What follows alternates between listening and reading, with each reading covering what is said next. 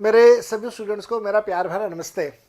दोस्तों, हम लोग यहाँ पे एमसीक्यूज की एक सीरीज कर रहे हैं और पिछले कई दिनों से मैंने जब आपको वीडियोस दिए हैं तो इन वीडियोस के अंदर हम लोग एमसीक्यू की सीरीज कर रहे हैं। ये जो सीरीज है उसके अंदर आज हम लोग एक नया चैप्टर के एमसीक्यूज करने वाले हैं, लेकिन उसको स्टार्ट करें उससे पहले एक अनाउंसमेंट है अनअकैडमी के बिहाफ पे। अनअकैडमी ने अपनी लाइव क्लासेस में एक बहुत यूनिक, बहुत जबरदस्त फीचर इंट्रोड्यूस किया है जिसको बोलते हैं रेज हैंड। अब ये जो फीचर है इसके अंदर ऐसा रहता है कि हम लोग अपनी रनिंग क्लास के अंदर, लाइव क्लास के अंदर आपस में बात कर सकते हैं। As a student and as a faculty में हम लोग आपस में बात कर सकते हैं, जैसे फोन पे बात होती है, बिल्कुल वैसे। देखिए, ऐसा कोई भी फीचर YouTube के ऊपर अवेलेबल नहीं है।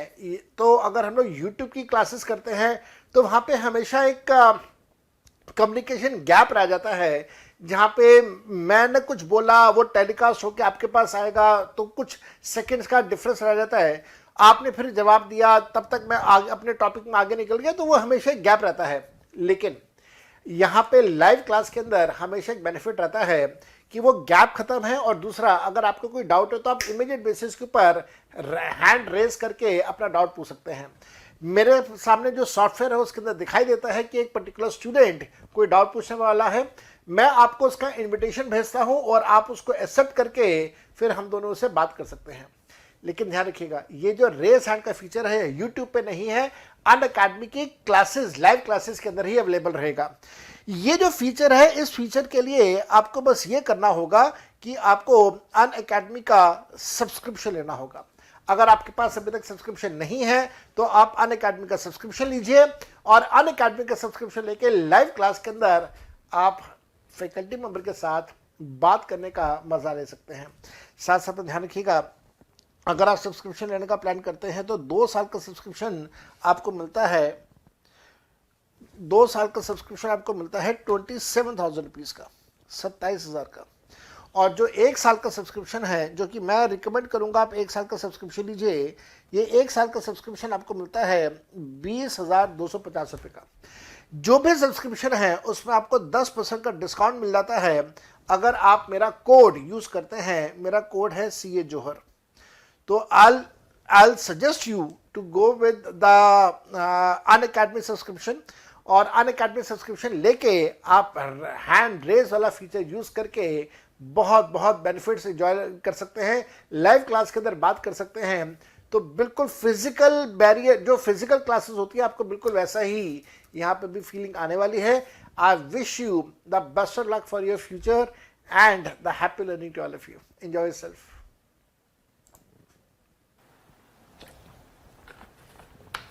Question 1, Part 1 of Schedule 1 of the Finance Act 2020 gives the rate of tax.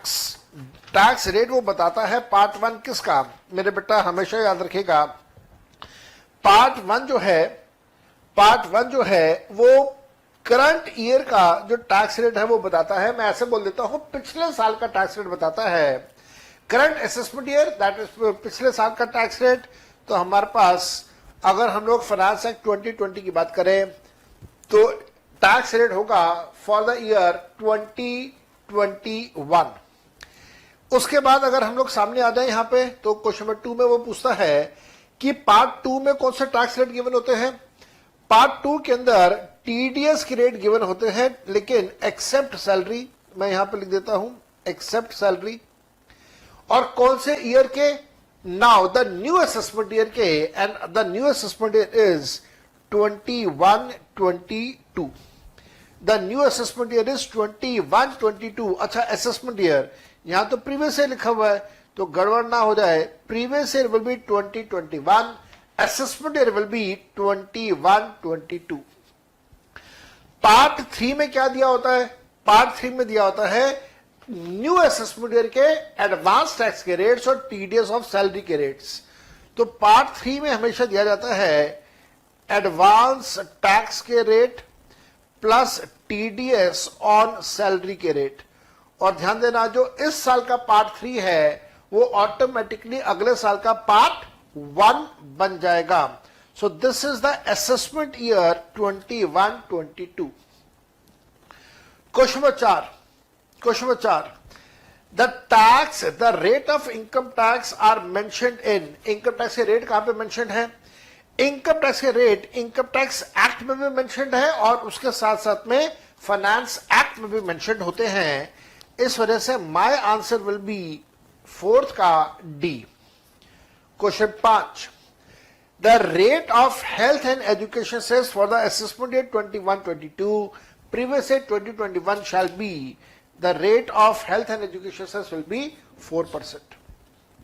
Question number 6, for the assessment year 21-22, that is previous year 2021, the income tax liability is rounded off in the multiples of, the tax liability is always and always rounded off in multiples of rupees 10. Question number 6 का answer है A. Question number 7, for the assessment year 21-22, previous year 2021, income tax liability is rounded off under which section? It is 288B. मेरे बच्चे हमेशा याद रखिएगा, total income is rounded off under section 288A, tax liability is rounded off under 288B. 8th, please comment on the following. Cess is a special tax, special nature of tax which is charged for a particular purpose. बिल्कुल ठीक बात है। Cess is a special nature of tax which is used for the particular purpose. दोनों बातें 100% ठीक है। Both statements are 100% correct. तो my answer will be D. Both point 1 and point 2 are 100% correct. Question number 9. Please comment on the following. Direct tax, income tax is regressive in the nature. Regressive? No, it is progressive in the nature. Higher the income, higher the tax, lower the income, lower the tax. तो ये statement गलत हो गई। याद रखिएगा, regressive का मतलब होता है जहां पे टैक्स का amount is same irrespective of level of income. जितने भी आपके इनडायरेक्ट टैक्सेस हैं वो रिग्रेसिव नेचर के हैं। मान लीजिए आप एक जूता खरीदने के लिए बाजार में जाते हैं, जूता 5,000 रुपए का है, तो 5,000 के ऊपर 18% का जीएसटी है। अब आपकी आमदनी कुछ भी हो, 18% का जीएसटी तो लगेगा ही लगेगा। तो चाहे आपकी आमदनी सिर्फ 3 लाख रुपए है तो भी 18% का जीएसटी, आपकी आमदनी 50 लाख है तो भी 18% का जीएसटी। तो जीएसटी का amount remain same irrespective of your level of income. This is what we call regressive. Progressive में क्या होगा? Your tax rate increases with the increase in tax. तो पहले स्टेटमेंट तो गलत है। दूसरी स्टेटमेंट पढ़िए। Indirect tax, GST and the custom duty is progressive in the nature. गलत। Indirect taxes are regressive and direct taxes are progressive. तो दोनों ही स्टेटमेंट गलत हैं। आंसर सी होगा। Both 1 and 2 are wrong. तो किताब के अंदर मैंने आपको मल्टीपल चॉइस क्वेश्चंस भी दिए हुए हैं। पार्ट नंबर 2 के मल्टीपल चॉइस क्वेश्चंस मैं आपको करवा रहा हूं, ध्यान से देखिएगा। पार्ट नंबर 2 में क्वेश्चन नंबर 1 कहता है, the maximum amount on which income tax is not chargeable for the assessment at 21-22 in case of individual who is a senior citizen, individual who is a resident of India, other than a senior citizen, other than a senior citizen, that means हम लोग यहाँ पे slab number 1 की बात कर रहे हैं और स्लैब 1 में एग्जामिशन मिलता है 2,50,000 रुपए का। दूसरे केस में मैंने पूछा कि मान लीजिए अगर वो रेसिडेंट है और उसकी उम्र 60 साल से ज्यादा लेकिन 80 साल से कम है, तो एग्जामिशन कितने का मिलता है? तो एग्जामिशन मिलता है 3 लाख रुपए का। फिर मैंने आपसे पूछा कि साहब मान लीजिए अगर कोई इंडिविजुअल इंडिया का रेसिडेंट है और उसकी उम्र 80 साल से ज्यादा है तो एग्जामिशन कितना मिलेगा? उसको एग्जामिशन पूरे 5 लाख रुपए का मिलेगा।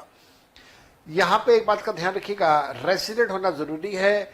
नॉन रेसिडेंट है, उम्र 60 साल से ज्यादा, 80 साल से ज्यादा, तो फिर स्लैब 1 लगता है जैसे मैंने आपको लिखवाया था। Question number 4, surcharge on income tax is payable by, surcharge कौन देगा? Surcharge is payable by all assessees, individual, AOP, HUF, company, partnership, हम सब पे करते हैं सरचार्ज।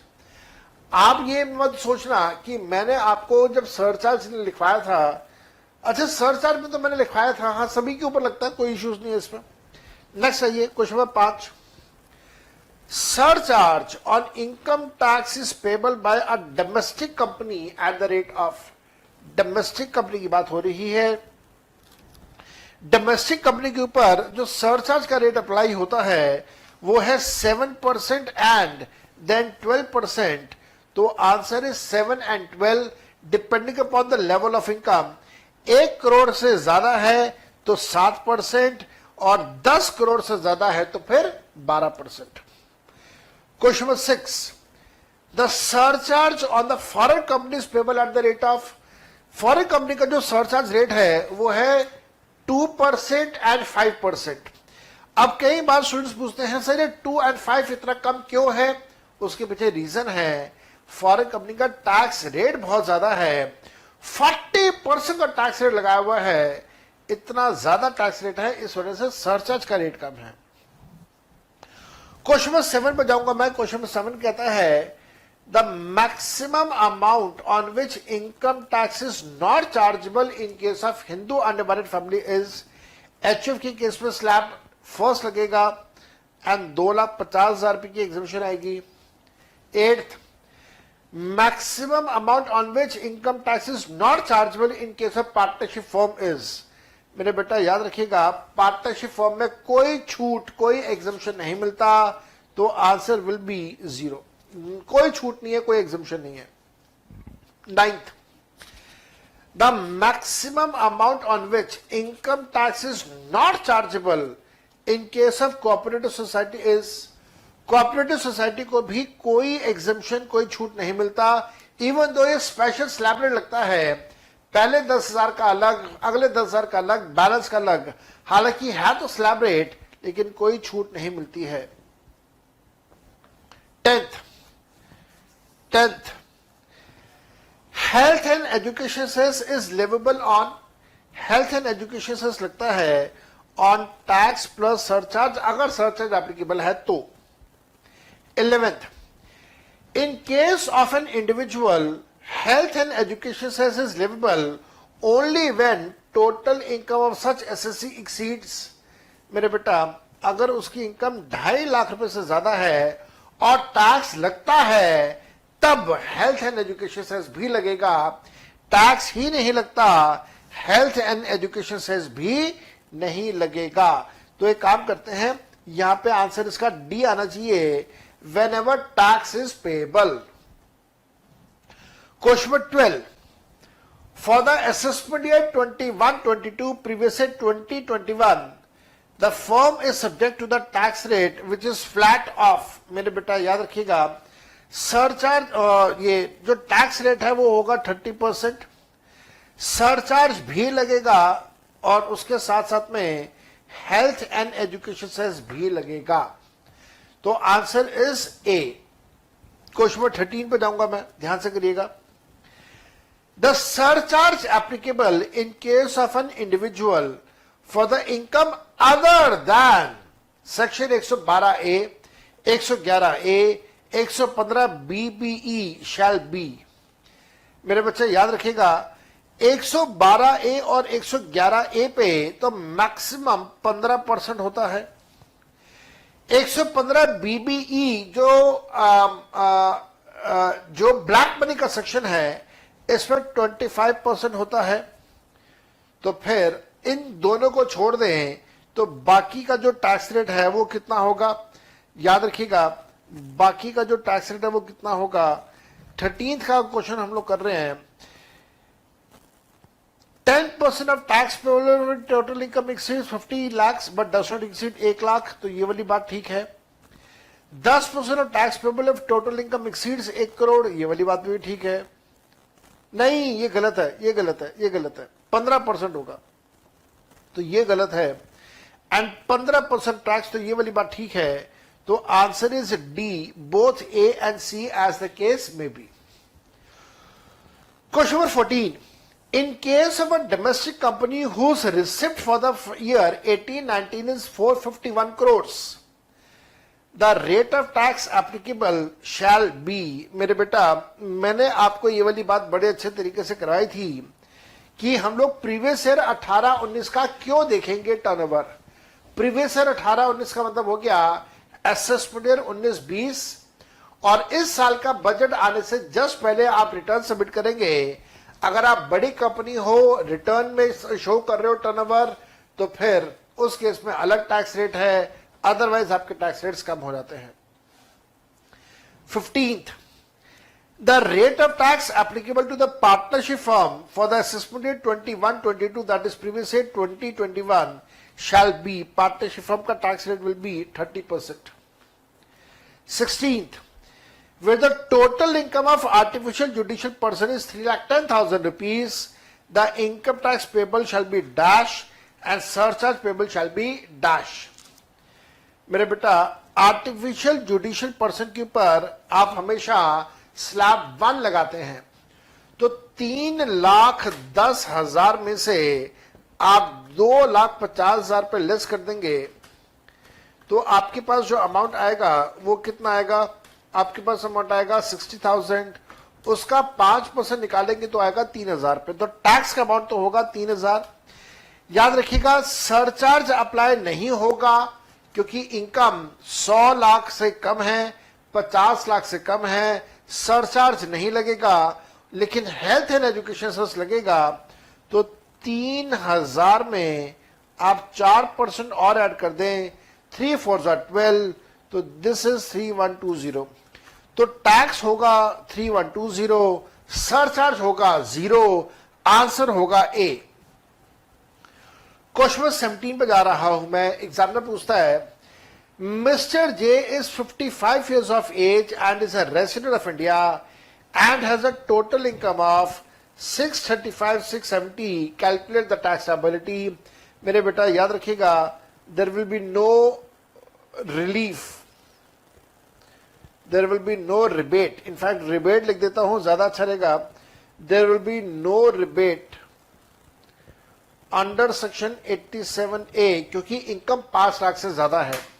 तो इनकम है 6,35,670, माइनस करता हूं इसमें से 5 लाख, अमाउंट आया, इसका 20% निकाला, प्लस करूंगा 12,500, टैक्स आ रहा है 39634। इसके अंदर मैं ऐड कर दूंगा 4% का हेल्थ एंड एजुकेशन सेस, तो अमाउंट आ रहा है 41,219। 41,219 को मैं राउंड ऑफ करूंगा तो 41,220, 41,220, तो आंसर इज 41,220। क्वेश्चन नंबर 17 का आंसर इज ए। 18th कहता है, एक 87 ईयर्स का व्यक्ति है जो इंडिया का नॉन रेसिडेंट है। तो अगर 87 ईयर्स का है, नॉन रेसिडेंट है, आप स्लैब नंबर 1 लगाएंगे। स्लैब नंबर 1 के हिसाब से कैलकुलेशन करेंगे। इनकम दिया हुआ है 19,70,000, तो भाई 19,70,000 में से मैंने 10 लाख में माइनस किया, 30% लगाने के बाद 1,12,500 ऐड किया, 4,03,500 के अंदर 4% का हेल्थ एंड एजुकेशन से ऐड किया, अमाउंट आ रहा है 419,640। तो ये रहा 419,640। 18th का आंसर है बी। 19th पे आ जाइए। एग्जामिनर कहता है, एक पार्टनरशिप फर्म है जिसकी बिजनेस इनकम है 2 लाख रुपए, हाउस प्रॉपर्टी इनकम है 2 लाख रुपए, डोनेशन दिया है 1,70,000 का। तो 2 lakh plus 2 lakh minus 170, total income 4 lakh minus 170, total income is 2,30,000। मेरे बेटा याद रखिएगा, यहां पे स्लैब नहीं लगता, यहां पे स्लैब रेट नहीं है, तो 2,30,000 का 30% का टैक्स लगाया आपने, जो क्या आया 69,000। स्लैब भी नहीं होगा, रिबेट भी नहीं होगा। 69,000 का 4% आप ऐड कर दें तो इट विल बी 71760। 19th का आंसर है सी, 71760। Fair enough.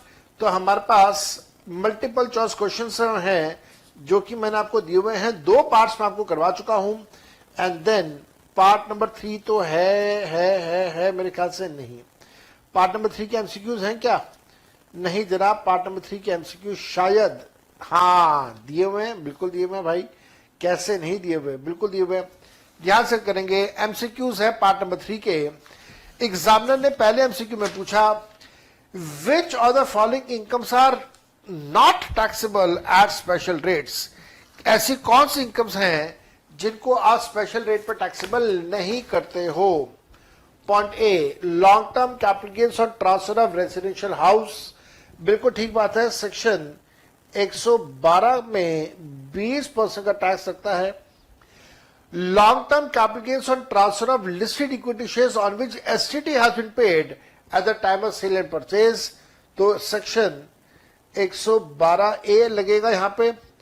Short term capital gains on transfer of residential house, this is normal income and normal tax rate apply होगा, तो यहां पे स्पेशल टैक्स रेट नहीं लगता। Answer is C. Next question number 2, what is the tax rate on long term capital gains on transfer of listed equity shares on which STT has been paid at the time of sale and purchase prescribed under section 112? तो tax rate होगा कितना? 10% का after exemption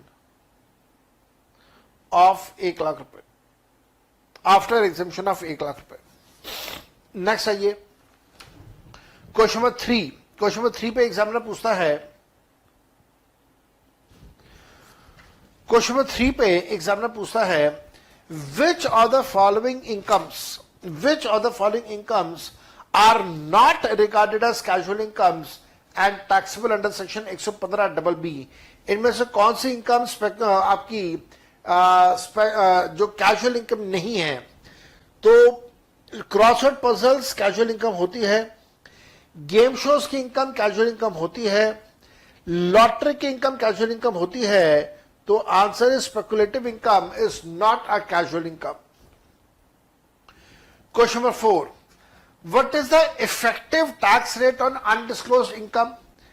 undisclosed income का effective tax rate क्या है? ध्यान रखिएगा, 60% plus 25% of surcharge plus 4% of health and education cess add करोगे तो effective rate is 78%। 78% the effective rate. Question number 5, maximum marginal rate of tax is. Maximum marginal rate of tax है, जो maximum tax है वो जो किसी भी individual के ऊपर लगेगा, tax plus surcharge plus health education cess, जो मैक्सिमम होगा उसके बारे में हम लोग यहां पे बात कर रहे हैं। Question number 6, maximum marginal rate of tax is. What is the maximum marginal rate of tax? Again अगर आपको वो सारी बात पता है तो फिर आपको मैक्सिमम मार्जिनल रेट समझ आ जाएगा। 30% प्लस 37% प्लस 40% ऐड करके आता है 42.77%। Question number 7, rebate under section 87A is allowed to. 87A का रिबेट किसको मिलेगा? 87A का रिबेट मिलेगा, 87A का रिबेट मिलेगा उस व्यक्ति को, वो उस इंडिविजुअल को जो इंडिया का रेसिडेंट होगा। Question number 8, health and education cess of 4% is to be applied on. जो हेल्थ एंड एजुकेशन सेस है ये आप लगाएंगे रिबेट देने के बाद, सरचार्ज ऐड करने के बाद। तो अब आप देख लीजिए, रिबेट और सरचार्ज के बाद, after allowing the rebate under section 87A, तो 87A का रिबेट दीजिए, उसके बाद हेल्थ एंड एजुकेशन सेस लगेगा। Question number 9, which of the following is correct in relation to rebate under section 87A? 87A में क्या बात ठीक है? It is allowed to the individual who is resident of India, ये बात बिल्कुल ठीक है। It is allowed when total income is less then और इक्वल टू 5 लाख रुपए, ये बात बिल्कुल ठीक है। It is allowed to the maximum of 12,500, ये वाली बात बिल्कुल ठीक है। That means my answer should be D, all of the above statements are correct. Question number 10, in relation to casual income which of the following statements are correct? Casual income के संदर्भ में, relation में कौन कौन सी बातें बिल्कुल ठीक हैं? पहला, all expenses are allowed to be reduce from casual income, ना, गलत बात, किसी तरह का कोई खर्चा लेस नहीं होगा। All exemptions and deductions are allowed to be reduce from casual incomes, no, ये भी गलत है। कोई खर्चा, कोई एक्सपेंसेस, कोई डिडक्शन, कोई लॉस, कुछ भी सेटअप नहीं होगा। All kind of losses are allowed to be set up from casual income, ना जी ना, ये भी गलत है। Rebate under section 87A is allowed to be reduced from casual income. Answer is 100% correct. It is allowed to be reduced from the tax of casual income. यहां पे लिख देना, it is allowed to be reduced from क्या लिख देना, from tax of casual income. It is allowed to be reduced from tax on casual income. ठीक है जी, बिल्कुल ठीक बात। तो हम लोगों ने सारी बातें कर ली और अब मैंने आप लोगों के साथ डिस्कस करना है